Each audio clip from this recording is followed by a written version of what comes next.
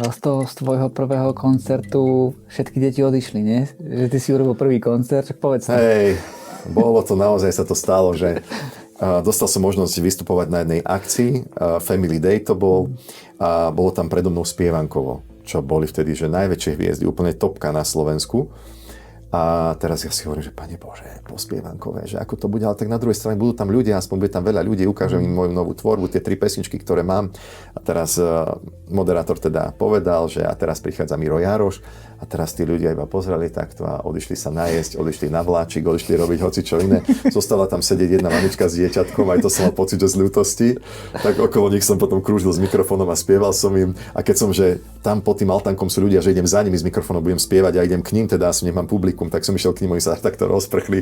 Tak hovorím si, tak toto bolo pre moje ego facka riadna. Vtedy som si povedal, už nebudem sa ja takto strapňovať, veď dobro mi bolo aj s tou dospeláckou tvorbou, nebudem to robiť.